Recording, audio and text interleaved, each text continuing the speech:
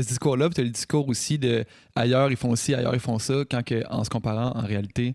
Tu sais, au Québec, des fois, quand on écoute les radios, les médias, t'as l'impression que ça va donc mal, mais en réalité, c'est bon vivre au Québec.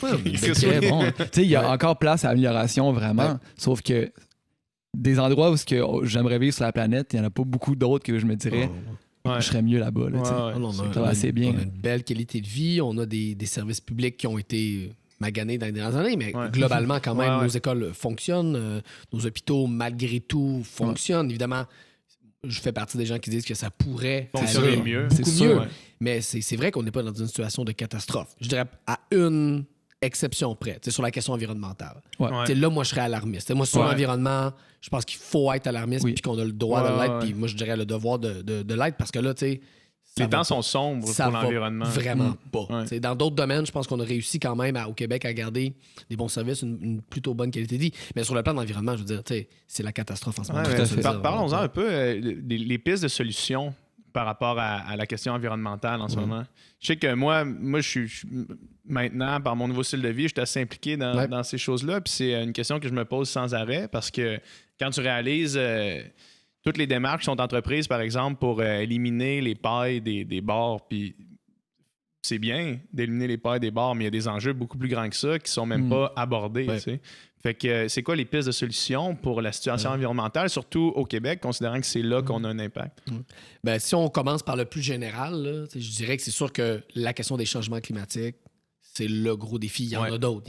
Mais les changements climatiques, je pense que plutôt un consensus sur le fait que là-dessus, il faut se dépêcher.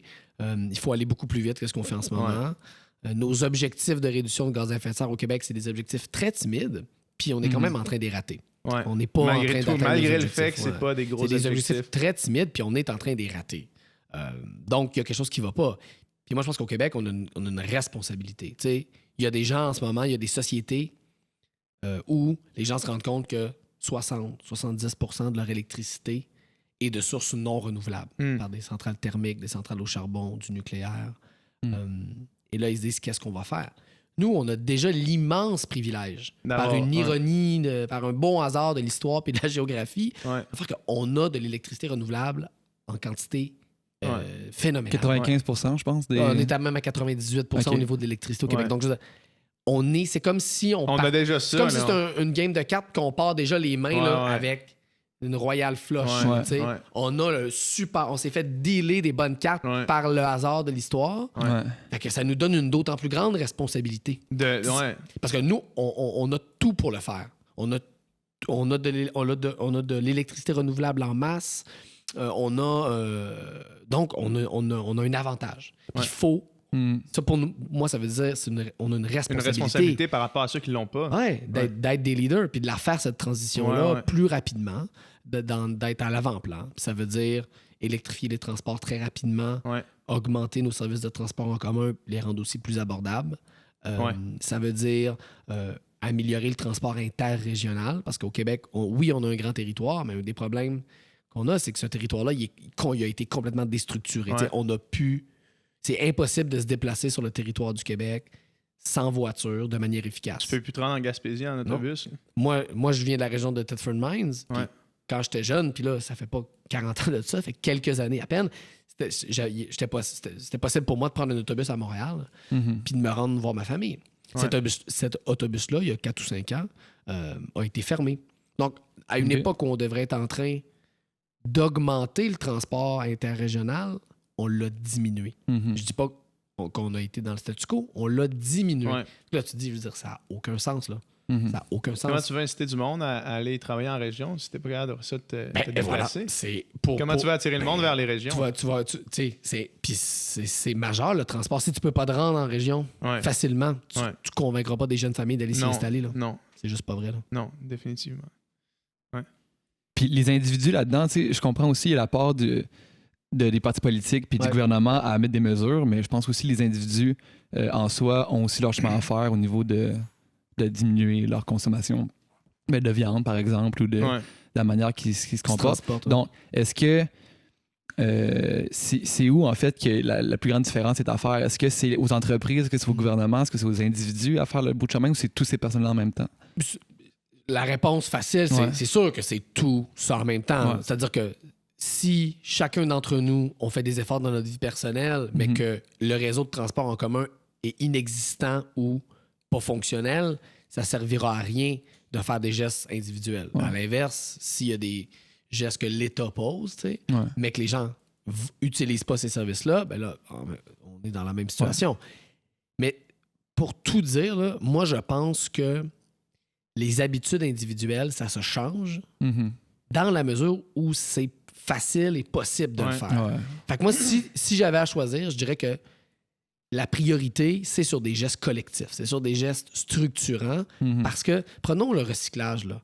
C'est quand même, ça fait, en à peine une génération au Québec, on est passé de tout mettre à la poubelle, mais je veux dire 100%, à de la cueillette sélective dans la plupart des endroits où il y a du recyclage, des matières résiduelles normales, puis même de plus en plus du compostage. Puis en quelques années, on est passé de un à l'autre. Puis vous allez dans les écoles aujourd'hui du Québec, pour les jeunes qu'on éduque aujourd'hui, cette distinction-là, le compost, la récupération des poubelles, je veux dire, c'est complètement acquis. Là. C'est une évidence. Là. Ouais. Mais le problème, c'est que, je ne sais pas si vous le savez, par exemple, messieurs, mettons, au Québec, là, 90% du verre qu'on met au recyclage se ramasse dans des dépotoirs. Et pas recyclé. Ah ouais, OK. Fait que là, tu dis, les gens, ils l'ont changé, leurs habitudes. Ils les ont changé, leurs habitudes. Leurs comportements ont évolué. Mais le système de gestion du recyclage est tellement tout croche qu'on n'est même pas capable de le recycler, le verre. On le met aux poubelles. Fait que là, on fait croire aux gens qu'avec leurs petits gestes, ils vont changer le monde. On leur dit, c'est ta responsabilité, toi. Il faut que tu sois un bon citoyen. Puis même des fois, il y a un peu de culpabilité avec ça. Mais à l'autre bout, on n'est même pas capable de livrer la marchandise. Donc, tu sais, moi, je veux bien qu'on fasse des efforts, puis j'en fais, puis on doit en faire comme individu. Mais à un moment donné, ça servira à rien si l'État, le gouvernement, joue pas son rôle, puis n'est pas un leader, parce que sinon, les petits gestes, ils vont plafonner vite. Puis l'exemple du recyclage que je viens de prendre, c'est un bel exemple, parce qu'on est tous sûrs que on recycle, on est bon au Québec. Oui, c'est vrai qu'individuellement, on est bon, mais collectivement, notre système de recyclage, il est tout croche. Moi, j'ai une scène qui me revient toujours quand on parle de ça. J'habitais à Québec dans Montcalm, puis j'étais sur mon patio, puis j'étais avec mon coloc, un de nos amis, Phil, puis dans notre container de recyclage, en fait, il y avait une partie poubelle, une partie recyclage, puis moi, j'y allais toujours, tu sais, j'ouvrais le panneau correctement.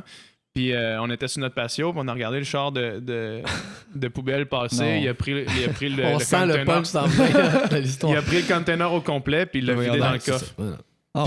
Puis là, je comprends. Tu sais, moi et Phil, on capotait, on comprenait pas. Nous autres, on prenait la peine de le faire, puis c'était, tu sais, je veux dire, c'est plus simple de tout prendre puis tout crisser aux poubelles, tu sais.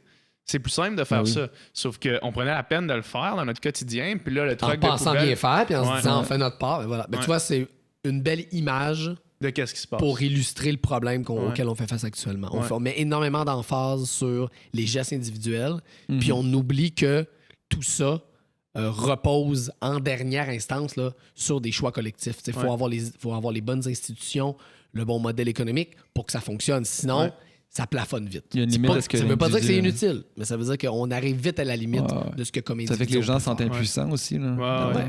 Ou on leur fait croire. Sinon, on leur fait croire des choses aussi. Hein.